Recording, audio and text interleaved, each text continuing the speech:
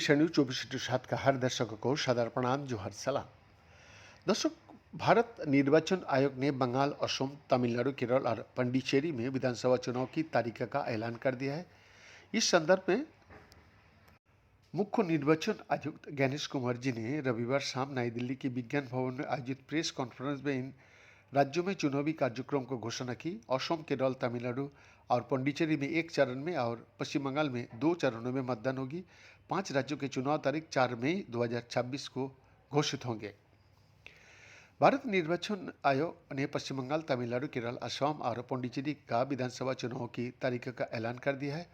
पांचों विधानसभाओं का कार्यकाल मई में खत्म हो रहा है। चुनावी तारीखों का ऐलान का साथ ही इन सभी राज्यों में आदर्श आचार संहिता लागू हो गया है।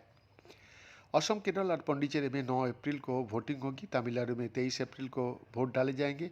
पश्चिम बंगाल में मतदान प्रक्रिया 2 चरणों में संपन्न होगी और यहां 23 और 29 अप्रैल को वोट डाले जाएंगे। इन सभी राज्यों की चुनाव नतीजा 4 मई 2026 को घोषित कर दिया जाएगा।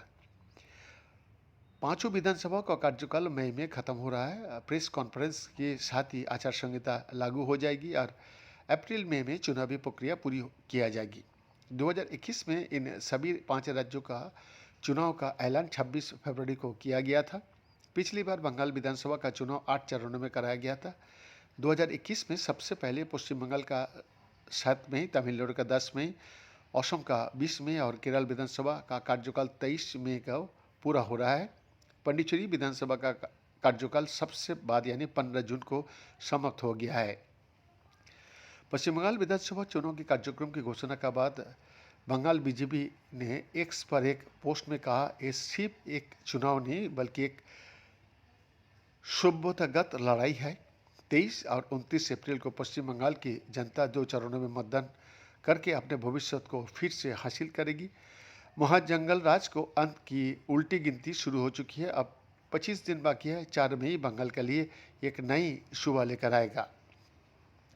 इधर केरल चुनाव के लिए बड़ी खबर है। मुख्यमंत्री पिनराई विजयन अपनी पुरानी सीट कन्नूर के धर्मदोम से ही चुनाव लड़ेंगे। वही पिछले चुनाव में रिकॉर्ड जीत हासिल करने वाली के शैलजा इस बार पैरापुर सीट से मैदान में उतरेगी। ये सीट अभी कांग्रेस का प्रदेश अध्यक्ष सानी जोसेफ के पास है। शैलजा के सीट बदलने और मुख्यमंत्री का दोबारा उतरने से मुकाबला काफ़ी दिलचस्प हो गया है।